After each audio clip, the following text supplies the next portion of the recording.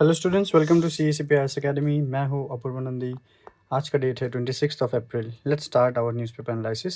Students, अगर आपको इसे एनालिसिस का PDF चाहिए तो आप हमारे टेलीग्राम चैनल को फॉलो कर सकते हैं @CECP_Assam, जहां पर इस एनालिसिस के बाद इस PDF को वहां सेंड कर दिया जाता है। Students, if you are appearing the APSC prelims examination on 8 June 2025, अगर आपको प्रीलिम्स के लिए अगर गाइडेंस चाहिए तो हमारे पास है एक APSC prelims possible fast track course, कि जहाँ पर आपको capsule classes in recorded format, test series, smart books that is our study materials, regular MCQ discussions आपको मिलेगा हमारे ऐप पे, with current affairs magazines, current affairs special sessions और prelims pointers भी। Alright, at rupees 6,499. If you all are interested, you can download our app or call in this number. Students, अगर आपको foundation batch की ज़रूरत है या फिर आपके किसी भी जान पहचान वाले को फाउंडेशन बैच अगर आपको सजेस्ट करना है तो आप हमारे CECPIS अकेडमी का पराक्रम बैच सजेस्ट कर सकते हैं। अगर आपको अधिक डिटेल्स चाहिए तो आप इस नंबर पे कॉल कीजिए। So these are the topics that we will be discussing today. The first one is India-US counter terrorism, जो कि है आपका GS paper 2 international relations. Waqf act का जो नया अपडेट है उसको हम डिस्कस करेंगे। GS paper 2 copyright case, GS paper 3 stubble burning, GS paper 3 and doctor Kasturi Rangan को डिस्कस करेंगे। वो GS पेपर 2 और 3 में आता है। The first one is your India counter terrorism cooperation. मतलब आपको तो पता ही है जो पहलगाम में जो इंसिडेंट हुआ है, द टेररिस्ट अटैक। तो ये जो इंसिडेंट है इसके बारे में रिस्पॉन्ड करते हुए डिफरेंट अदर कंट्रीज़ जो इंडिया के साथ जो ग्लोबल पार्टनर्स है उन्होंने उसको इस अटैक को कंडेम किया है और इंडिया के साथ उनके सॉलिडरिटी जो है उसको उन्होंने बयां किया है। ऑलराइट, जैसे कि US प्रेसिडेंट डोनाल्ड ट्रंप या फिर US director of national intelligence Tulsi Gabbard. Okay, so the attack drew strong condemnation and expression of solidarity from multiple US leaders and institutions. All right, so students, यहाँ पर हम देखते हैं the first one is the role of TRF। तो ये TRF कौन है? The TRF है द रेजिस्टेंस फ्रंट। ये रेजिस्टेंस फ्रंट ये एक ऑफशूट है, एक नया 2019 में क्रिएट किया गया। It's an offshoot, is a propagated, नए रूप में ये क्रिएट हुआ है from the LET, that is the लश्कर तैयबा। सो ये जो TRF है इन्होंने क्लेम किया है कि ये अटैक के पीछे ये है। ओके, ये TRF फॉर्म कब हुआ था? 2019 को फॉर्म हुआ था after the abrogation of article 370 to mask Pakistan involvement in terrorism under a local identity. ठीक है, एक लोकल आइडेंटिटी को मास्क हिसाब करके यूज़ करके पाकिस्तान का इन्वॉल्वमेंट टेररिज्म में है उसको ढकने के लिए ये अलग से एक TRF फॉर्म किया गया है। तो US ने रिस्पॉन्ड क्या किया है ये टेरर अटैक में? US ने कहा है इट रीअफर्म की counter terrorism partnership with India, की इंडिया के साथ उन्होंने रीअफर्म किया है कि पहले भी ये एफर्मेशन था, पहले भी पार्टनरशिप था कि टेररिज्म को काउंटर करेंगे इंडिया के साथ मिलके। अभी फिर से उन्होंने ये बोल के ये जताया है कि इंडिया के साथ US अभी भी है for counter terrorism. It condemn the attack as an Islamist terrorist act. Tulsi Gabbard ने ये एक्स में ये पोस्ट देते हुए कहा है कि इट द इस्लामिस्ट जो टेररिस्ट अटैक हुआ है it is a condemnable attack and emphasised bringing the perpetrators to justice. तो वो इंडिया के साथ मिलके वो जो इसके पीछे है उनको सज़ा देने में वो हमेशा साथ रहेंगे। Avoided direct commentary on Pakistan involvement. तो यहाँ पर स्टार्ट होता है US का डिप्लोमेसी। तो US ने डायरेक्ट कमेंट करने से अवॉइड किया है कि पाकिस्तान का कोई भी इन्वॉल्वमेंट है इस टेररिज्म में। जस्ट इन्होंने एक इस्लामिस्ट टेररिस्ट अटैक बोला है और जिसने भी किया है उसको सज़ा मिलनी चाहिए, उसने वही बोला है। ऑलराइट, बट पाकिस्तान की इन्वॉल्वमेंट है या नहीं है वो रिलेटेड कोई भी स्टेटमेंट नहीं दिया है, but indicated the severity of the situation, कि ना नहीं जो भी हो the situation is very severe. Repeated that it takes no position on the status of JNK, कि फिर से वही बात US का जो पॉलिसी है कि JNK में US कोई भी पोजीशन नहीं लेगा और नहीं लेता है, ना ही वो पाकिस्तान के साइड से बोलता है ना ही वो इंडिया के साइड से बोलता है। Alright, so this is the US response. Now तो अभी यूएस का जो सपोर्ट है, why this support matters to us. See, अगर कोई एक बड़ा कंट्री अगर मॉरल या फिर कोई स्ट्रेटेजिक सपोर्ट या फिर अलाइनमेंट दे, तो it creates a very huge push for a country like India, कि it shows moral and strategic alignment between the two democracies. It can lead to intelligence cooperation, sanctions against terror outfits, pressure on Pakistan, कि पाकिस्तान के ऊपर pressure करने की create करने के लिए ये जो यूएस का सपोर्ट है, क्योंकि it is the biggest economy, right, ये एक बहुत ही पावरफुल नेशन है। तो एक पावरफुल नेशन अगर अपना सॉलिडारिटी इंडिया के साथ दिखाता है, तो ये पाकिस्तान के ऊपर एक प्रेशर क्रिएट करेगा डिप्लोमेटिकली एंड स्ट्रेटेजिकली। ओके, तो यूएस के माध्यम से इंटेलिजेंस कोऑपरेशन, इंटेलिजेंस इंफॉर्मेशन के कैसे इंटेलिजेंस रिपोर्ट लाया जाए, इंफॉर्मेशन लाया जाए, तो उसमें भी काम कर सकते हैं। सैंक्शंस भी लगा सकते हैं, global sanctions on the terror outfits and to create pressure on Pakistan. It reinforces India's global position as a responsible regional power and victim of state-sponsored terrorism. कि इंडिया इस सपोर्ट से शो कर सकता है globally that India is a responsible regional power, जिस reason में है वो एक रेस्पॉन्सिबल पावर है, और इंडिया एक विक्टिम है ऑफ स्टेट स्पॉन्सर्ड टेररिज्म, कि स्टेट स्पॉन्सर मतलब पाकिस्तान स्पॉन्सर्ड टेररिज्म का विक्टिम इंडिया है। So what are the challenges here? The challenges are कि पाकिस्तान कंसिस्टेंटली ये डिनाई कर रहा है, ये मना कर रहा है कि पाकिस्तान का कोई भी इन्वॉल्वमेंट है। So Pakistan consistent denial of involvement is a biggest challenge. Limited international leverage due to geopolitical balancing, क्योंकि यूएस यहाँ पर जो डिप्लोमेसी करता है to balance the relationship between India as well as Pakistan, तो यूएस ज़्यादातर देखा जाता है वो एक न्यूट्रल स्टैंड ही लेता है, ना ही वो पाकिस्तान के साइड से कुछ बोलता है, ना ही वो इंडिया के साइड से कुछ बोलता है। Okay, so US Pakistan ties in Afghanistan, China support to Pakistan, की चाइना जो पाकिस्तान को सपोर्ट करता है वो कुछ रिलेटेड जियोपॉलिटिकल डिप्लोमेसी है, इसके वजह से इंटरनेशनल लेवरेज इस इशू को नहीं मिलता है। Risk of ethnic and communal escalation post such attacks, कि इन ये सब अटैक होने के बाद अगर ये एक इस्लामिस्ट टेररिस्ट अटैक है, तो कम्युनल टेंशन या फिर एथनिक टेंशंस क्रिएट होने के चांसेस बहुत ज़्यादा है, जो कि इंडिया में अभी भी थोड़ा बहुत दिखाई पड़ रहा है। Okay, so the next act is about Waqf act. Students, we have already covered about the Waqf act, बहुत बार हमने कवर किया है, पर यहाँ पर वक़फ़ एक्ट में जो प्रोविजंस, जो कुछ प्रोविजंस है जो सुप्रीम कोर्ट में चैलेंज किए गए हैं, उसको रिलेटेड हम आज डिस्कस करेंगे कि the Waqf amendment act 2025 is under challenge in the Supreme Court. So context क्या है? तो हाँ, कंटेक्स्ट वही है कि कुछ प्रोविजंस को चैलेंज किया गया है सुप्रीम कोर्ट में। Petitioners seek interim stay on provisions of the act, कि कुछ ऐसे प्रोविजंस है जहाँ पर कोर्ट को वो रिक्वेस्ट कर रहे हैं तो इम्पोज स्टे, कि उन प्रोविजंस को लागू ना किया जाए।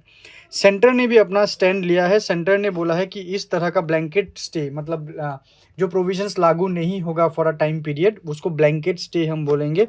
तो इंडिया गवर्नमेंट ने उस ब्लैंकेट स्टे को अपोज किया है, emphasizing the presumption of constitutionality of laws passed by parliament.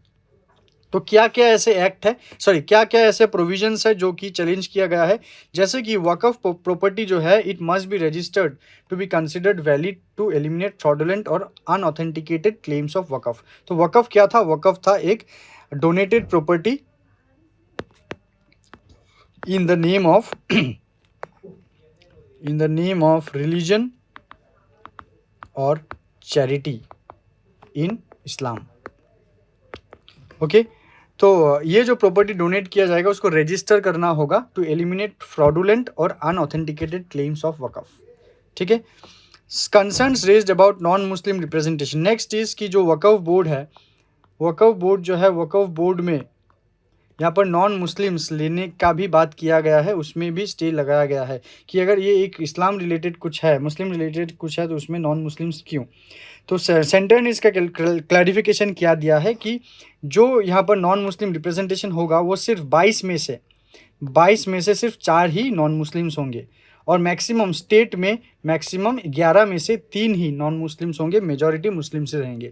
So non Muslim का जो इंक्लूजन है, it is for secular administrative oversight, कि एक सेकुलर कलर देने के लिए कि वक़फ़ है फिर भी इंडिया का है, तो वहाँ पर नॉन मुस्लिम्स को भी एक पार्ट दिया जा रहा है, तो इसकी वजह से, तो एक सेकुलर आउटलुक की वजह से, एक सेकुलर कलर देने की वजह से इसको किया गया है।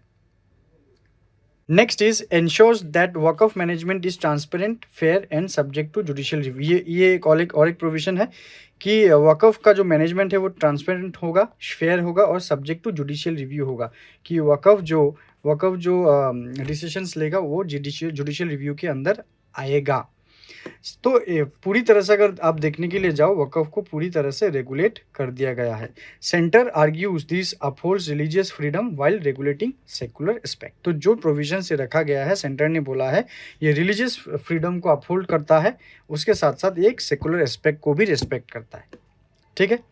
सो गवर्नमेंट ने इसके डिफेंस में और कुछ कहा है, जैसे कि इट साइटेड कि वक्फ प्रॉपर्टीज जो है 2013 के बाद से 116% इंक्रीज हुआ है वक्फ प्रॉपर्टी में, जो कि सेंटर एक कंसर्न के अंदर आता है कि ये कुछ शायद ओवर एनक्रोचमेंट हो रहा है, कि जगह हड़पा जा रहा है एंड और या वक्फ के जो रूल्स है उसको मिसयूज किया जा रहा है।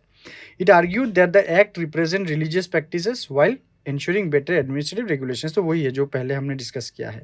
तो it oppose judicial overreach, courts should not create a new legislative regime via orders. तो कोर्ट जो है, कोर्ट को बोला गया है कि आप कोई नया लेजिस्लेटिव रिजाइम बीच में इसको इंट्रोड्यूस ना करे तो बेहतर है।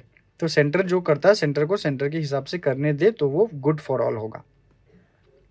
Next is copyright case. तो यहाँ पर हम बेसिक देखेंगे कि ये कॉपीराइट है क्या। प्रीलिम्स के लिए बहुत ज़्यादा इंपॉर्टेंट होगा आपका कि कॉपीराइट केस जो है, वो जो केस है कि दिल्ली हाई कोर्ट ने the very famous music director and composer AR Rahman and co-producer Ponniyin Selvan two, उनको कोर्ट ने ऑर्डर दिया है to deposit 2 crore rupees in a copyright case. तो वो केस क्या है that is not important, but हम जो पढ़ेंगे अभी कॉपीराइट क्या है। कॉपीराइट है एक intellectual property right, intellectual property right. Copyright is a legal right that grant creator original work exclusive right to its use and distribution। तो कोई भी आर्टिस्टिक चीज़ें, drama, dramatic, musical, literary works, तो जो लोग अपने इंटेलेक्चुअल से, अपने आर्टिस्टिक स्किल यूज़ करके बनाते हैं, ओरिजिनल वर्क एक ये डेवलप करते हैं, may be in the form of music, may be in the form of novel, poetry, may be in the form of a song, जो भी हो, और may be in the form of art, painting, वो सब artistic चीज़ें हैं। तो वो जब ओरिजिनल क्रिएट किया जाता है तब आप उसका कॉपीराइट ले सकते हो, कि वो जो है वो आपका इंटेलेक्चुअल प्रॉपर्टी है and you have secured a right, copyright. ठीक है। In India it is governed by the copyright act 1957। तो ये प्रीलिम्स में पूछा जा सकता है, which of the following act governs the copyright in India. तो हु होल्ड्स द कॉपीराइट, कौन कॉपीराइट को होल्ड करता है? सिंपल, जो बनाता है, जो क्रिएटर है, वो कॉपीराइट को होल्ड करेगा। But in case of a commission work, कि आप अगर एक कोई स्किलफुल एक आर्टिस्टिक इंसान है, आप अगर पैसा लेके एक कंपनी के लिए कुछ बना रहे हो, तो वो कॉपीराइट वो कंपनी होल्ड करेगा, या फिर वो कॉन्ट्रैक्ट डिसाइड करेगा कि वो कॉपीराइट आप होल्ड करोगे या फिर वो फर्म होल्ड करेगा। ठीक है। Duration of copyright for musical and literary works the life time of the author. तो ऑथर का लाइफ टाइम तक का कॉपीराइट ड्यूरेशन होता है। Next is stubble burning. Farmer stubble burning stubble in MP। तो MP में ये घोषणा की है CM ने कि जो फार्मर्स स्टबल बर्निंग कर रहे हैं उनको गवर्नमेंट स्कीम्स का बेनिफिट नहीं मिलेगा। So what is stubble burning? Stubble burning ये जो है, जो हार्वेस्ट के बाद जो पैडी रेसिड्यू है, व्हीट रेसिड्यू है, तो वो खेत में जो काटने के बाद जो रह जाता है ना, उनको स्टबल बोला जाता है। तो स्टबल को जब एकदम field, the whole area when it is burned, it is known as stubble burning. So it is a practice of intentionally setting fire to crop residue, mainly paddy और wheat stalks left in the field after harvesting to clear the field quickly for the next crop cycle. ठीक है। ये जो stubble burning है, इसके कुछ dangerous impacts भी है, जैसे कि एनवायरमेंटल इम्पैक्ट्स अगर हम देखते हैं कि एयर पोल्यूशन, कि it releases harmful gases like carbon dioxide, carbon monoxide, methane and some particulate matter like PM 2.5, then PM 10, ये सब एमिट वो करता है। सॉइल डिग्रेडेशन की loss of essential nutrients like nitrogen, phosphorus, potassium burning की वजह से बायोडाइवर्सिटी लॉस भी होता है और उसके साथ ह्यूमन हेल्थ को भी ये हानि पहुंचाता है, just creating the respiratory diseases. Legal framework क्या है, ये आपके प्रीलिम्स में पूछ सकते हैं। स्टबल बर्निंग रिलेटेड कि स्टबल बर्निंग को प्रोहिबिट कौन से एक्ट करते हैं। The first act is air prevention and control of pollution act 1981। National green tribunal ने भी ऑर्डर इशू किया था टू कर्ब दिस प्रैक्टिस, इसको बंद करना था। दिल्ली में हो, पंजाब हरियाणा में बहुत ज़्यादा होता है, उनको कर्ब करने के लिए इवन कि गवर्नमेंट ने उनको इंसेंटिवाइज करने का भी बोला था कि अगर जो जो स्टबल बर्निंग नहीं करेंगे गवर्नमेंट उनको इंसेंटिवाइज करेंगे। Use of section 188 of the IPC and fines under environment protection act 1986। तो हाल ही की आईपीसी अभी नहीं है, वो भी बीएनएस बन चुका है। तो बीएनएस का चलो ये सेक्शन इतना ज़्यादा इंपॉर्टेंट नहीं है, पर याद रखिए बीएनएस में भी ये ऐसे प्रोविजंस है। And under environment protection act against violators उनको अरेस्ट या फिर फाइन दिया जा सकता है। नेक्स्ट इज डॉक्टर कस्तूरी रंगन। तो यहाँ पर हम एक पर्सनालिटी के बारे में पढ़ने जा रहे हैं। ऑलराइट, तो क्यों हम पढ़े? Because Kasturi Rangan he was the former ISRO chairman, जो कि हाल ही में उनका देहांत हुआ है। तो let's see the details of the person. This is the picture of doctor Krishnaswamy Kasturirangan. So ये है इनका फुल नाम। He was a renowned Indian space scientist, एक पॉलिसी मेकर और एक एजुकेशनिस्ट। तो वो इसरो के फॉर्मर चेयरमैन थे, जिन्होंने बहुत सारे इंडियन स्पेस मिशन उन्होंने आर्किटेक्ट किया था। And he is very very important, he is also the contributor to the national education policy 2020। तो अगर आप क्वेश्चन आए कि नेशनल एजुकेशन पॉलिसी जो आया है वो किस कमिटी के रिपोर्ट के आधार पे आया है, it is the K Kasturirangan committee report. National education policy is based on the recommendation given by the K Kasturirangan committee. तो उनको पद्मश्री, पद्म भूषण एंड पद्म विभूषण से भी सम्मानित किया गया था। And he was the Rajya Sabha member from 2003 to 2009। So ISRO में कंट्रीब्यूशन देखते क्या क्या इसरो में कंट्रीब्यूशन है। वो तो चेयरमैन थे, तो ही लेड इसरो फॉर 9 years। और उन्होंने जो बहुत ही बड़ा एक कंट्रीब्यूशन किया है कि he was the project director of India's first experimental earth observation Bhaskar 1 and Bhaskar 2 satellite. इन दोनों सैटेलाइट के नाम शायद आपको पता है। तो ये 2 सैटेलाइट जो लॉन्च हुए थे वो डॉक्टर के कस्तूरी रंगन जी के प्रतिनिधित्व में हुए थे। He also played a major role in development of the launch of IRS-1A। तो IRS-1A क्या है? यह है Indian remote sensing satellite. Okay, Indian remote sensing satellite. All right, so he was ambitious satellite launches, strengthening of remote sensing capabilities, boost in international cooperation in space। और उनका contribution in NEP क्या है? He was the chair the drafting of the NEP। तो NEP के कुछ की principles देख लेते हैं हम कि जैसे पता है आपको होलिस्टिक एंड मल्टीडिसिप्लिनरी एजुकेशन है, जिसका जो स्ट्रक्चर है वो हमारा जो 10+2 का स्ट्रक्चर है that has change to 5+3+3+4। emphasis on foundation literacy and numeracy, promotion of Indian languages, introduction of multiple entry exit in higher education। कि आज अगर आप एक स्ट्रीम लेके अगर आप ग्रेजुएशन कर रहे हो तो बीच में एग्जिस्ट करके विदाउट लूजिंग योर टाइम आप एक डिफरेंट सब्जेक्ट से भी पढ़ सकते हो। And more focus on research and innovation. Okay students, so let's see upon the MCQs। यहाँ पर 4 MCQs है, 1, 2, 3 and 4। तो इनको अच्छे से आप स्टडी करके इसका आंसर आप कमेंट सेक्शन में दीजिए। अगर आप देखते हो ये जो क्वेश्चन है इसरो रिलेटेड है, ये NEP रिलेटेड है, and the next 2 is about IP, another 1 is compulsory licensing. So 3 and 4 is related with the international intellectual property rights. तो इनको अच्छे से very very important for prelims, उनको आप आंसर जरूर कीजिए।